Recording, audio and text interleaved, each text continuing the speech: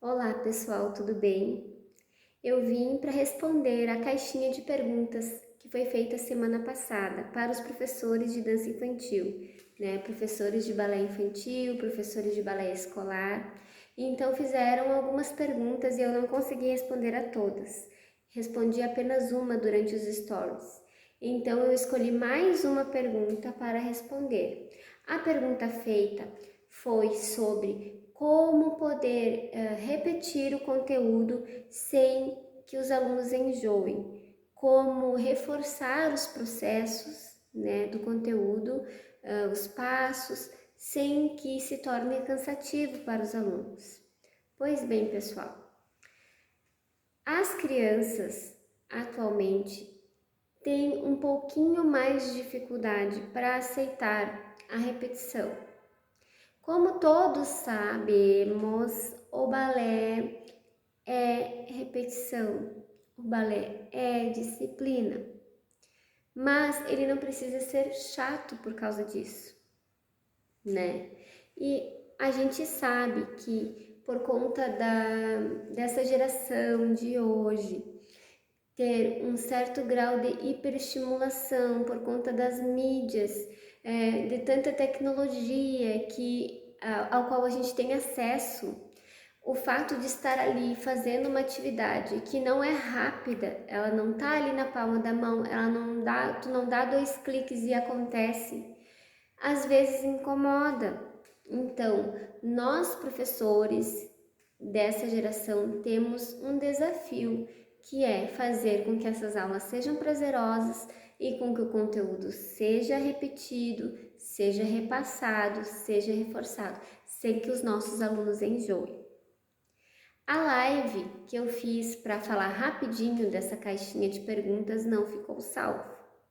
Mas, como alguns professores não puderam estar presentes, eu resolvi deixar um vídeo salvo com a resposta sobre essa pergunta, que é uma pergunta que também surge durante as conversas que a gente faz com os profs, que é uma pergunta que surge nos cursos. Eu também tive esse questionamento quando eu estava começando a dar aula. E por vezes a gente também, quando está criando o nosso plano de aula, a gente pensa, ué, como é que eu vou reforçar esse conteúdo sem que o meu aluno enjoe de receber esse conteúdo? Pois bem, não é uma coisa muito difícil. Como eu havia falado na live, dar aula para crianças é desafiador, mas não é difícil, né? Tudo o que é difícil é trabalho e nós que fazemos o que gostamos não estamos tendo trabalho, nós estamos fazendo uma coisa que nos faz bem e uma coisa que nós gostamos. Se damos aula para pequenos é porque gostamos de dar aula e gostamos de dar aula para pequenos, né? É desafiador? É, mas não é impossível, né? Não é difícil, é desafiador. E como que nós vamos picar esse desafio aos pedaços? Como que nós vamos repartir esse desafio em pedaços para que ele não seja tão difícil para nós professores? A resposta é simples. Para que a gente possa reforçar um conteúdo sem que ele se torne enjoativo, nós precisamos, naquela hora lá que a gente fez o mapeamento global de todo o conteúdo que nós precisamos ter durante o ano, né? Quando nós sentamos lá no final do ano ou no começo do ano nas férias e fazemos todo aquele mapeamento do conteúdo, nós precisamos separar esse conteúdo do semestre de maneira cíclica, para aplicá-lo de forma cíclica no nosso planejamento semanal, tá? E essa aplicação cíclica quer dizer que esse conteúdo vai e volta, né? O ciclo é uma coisa que vai e se repete. Para que essa forma cíclica não fique enjoativa, tanto para a gente de estar, ai Jesus, não aguento mais ver esse recurso, ai Jesus, não aguento mais ouvir essa música, ai Senhor, não aguento mais passar essa sequência. Então, para que isso não fique enjoativo nem para nós e muito menos para os nossos alunos que são pequenos e estão a 1000 por hora, que estão com a cabeça ali rodando a 1000 por hora, precisando receber conhecimento, querendo receber aprendizado, estando ali, ó, em branco e cheio de coisas para passar para a gente também, em branco em relação àquele conhecimento da dança, né, do balé que ele está recebendo, porém cheio de conhecimento para passar enquanto pessoa para a gente, nós iremos repassar esse conteúdo e refazê-lo com desafios, com circuitos, com aulas temáticas, com jogos. Também podemos refazer esse conteúdo separando para que ele seja feito solos, em duplas, trios, grupos. Podemos montar pequenas sequências com esses conteúdos, com esses passos que estão sendo reforçados. Podemos montar combinações entre os passos, podemos fazer que o conteúdo que normalmente, tradicionalmente é dado no chão, seja dado em pé, conteúdo que tradicionalmente é dado na diagonal, seja dado no centro, seja dado nas laterais, seja dado de costas para o espelho, tudo que possa estimular aquele cérebro a trabalhar e tudo que possa estimular o prazer da pessoa que já sabe aquele conteúdo, que vai se sentir bem de saber, eu sei executar esse passo, nossa, esse passo é super fácil para mim, de estar fazendo aquele passo que ele já sabe, com um novo desafio para que ele se sinta muito melhor ainda em relação à evolução que ele está tendo. É como você vai fazer para repetir sem repetir. O baita segredo do negócio é esse, gente. Repetir sem repetir. Eu imagino que a maioria dos profs já saibam desse enorme segredo, que não é tão segredo assim, né? Antigamente, né, a nossa geração, a minha geração dos meus pais, dos avós, nossos pais, nossos avós, que faziam dança, que faziam o balé em si, né? Como eu disse, balé é disciplina, balé é repetição, né? Não tinha, poderia até ter essa dificuldade, mas fazíamos, precisava repetir, a gente estava ali porque a gente queria estar, na maioria das vezes a gente queria estar, então a gente sabia que tinha que repetir e era assim e ponto final. Hoje em dia a gente sabe que não se pode mais tratar uma aula, principalmente aula para pequenos, dessa maneira. Não é tem que repetir e ponto final. Você precisa explicar para o seu aluno que ele precisa sim repetir. Às vezes eles chegam a questionar: ai, prof, de novo esse passo? Quando a gente chega e fala: a gente vai fazer uma sequência com passo A, B, C. Pô, prof, mas de novo esse passo, esse eu já sei fazer. Tá, tu sabe fazer, mas tu sabe fazer assim? Ah, sim, eu ainda não fiz.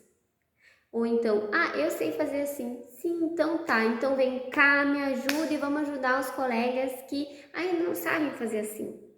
E às vezes nessas de trocar os teus recursos, de fazer um jogo diferente com o passo, de estar inserindo esse seu passo também numa instância de multidisciplinaridade, né? Não só de estar colocando aquele passo na questão de dança enquanto dança, de ensino da dança enquanto ensino da dança. Você pode também estar agregando esse passo a um ensino ao auxílio da alfabetização, ao auxílio do ensino matemático dos seus alunos, né, enquanto eles são muito pequenos, né, a dança, o balé em si, eles não precisam ser só direcionados ao movimento.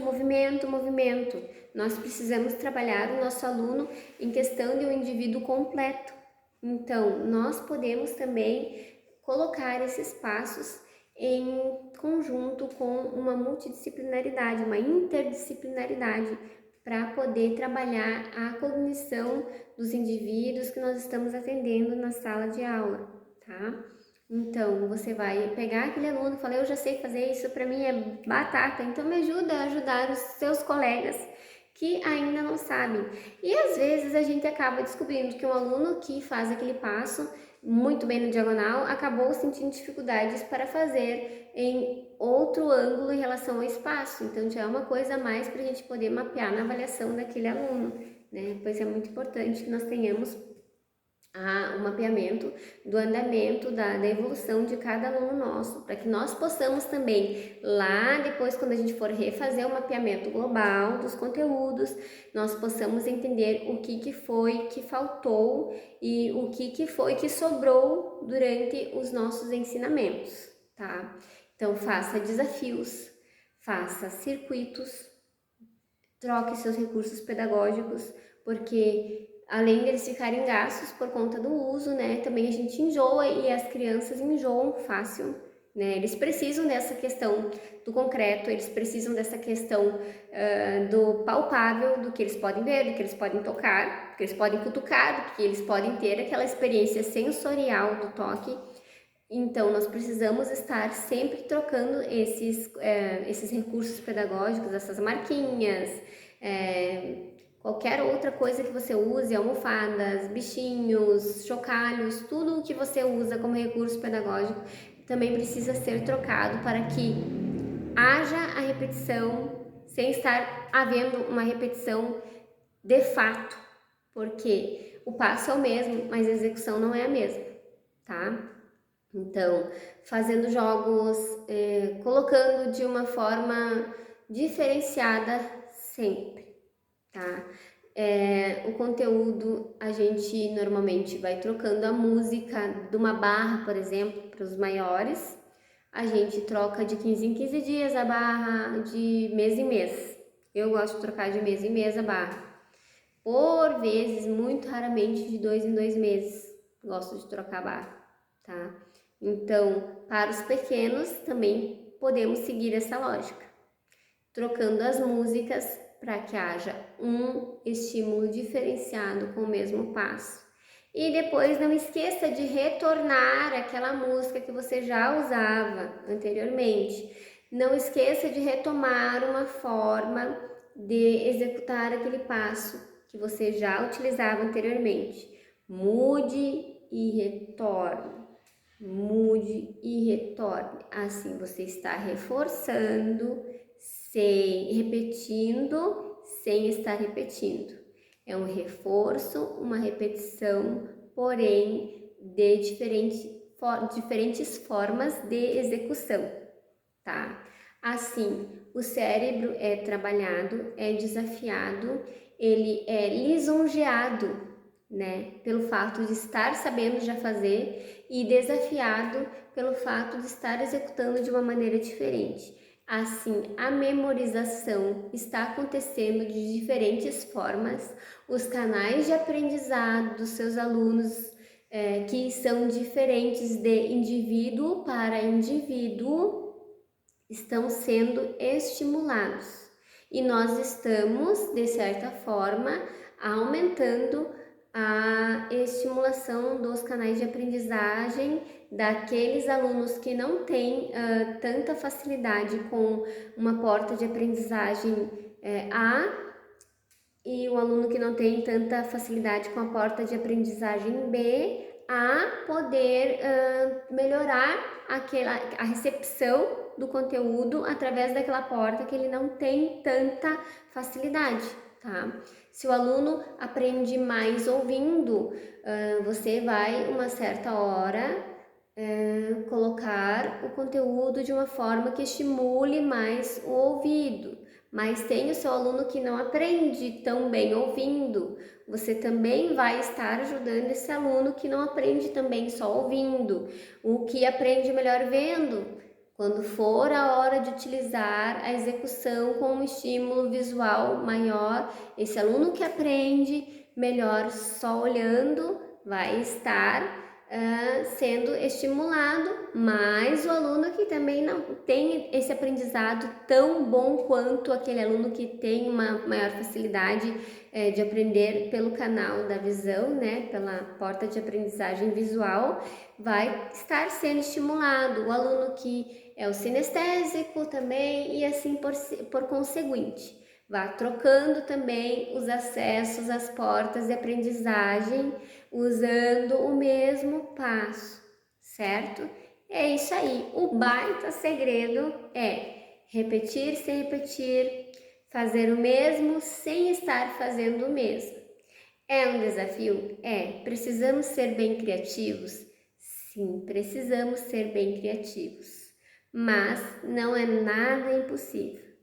Se você está com alguma dificuldade e eu puder ajudar, já sabe que estarei sempre por aqui. É só acessar o Instagram, né? No Instagram tem o link para alguns produtos, para o acesso de alguns produtos, consultoria, plano de aula, todas as coisas que eu coloquei ali podem te ajudar de alguma maneira, certo? Se tiver alguma dúvida também em relação aos produtos ou aos nossos canais de auxílio, pode chamar também no direct que eu estarei por lá para responder assim que eu puder. E responderei as outras caixinhas de as outras perguntas da caixinha que ficaram ainda e eu não pude responder, ok? Um abraço e até mais!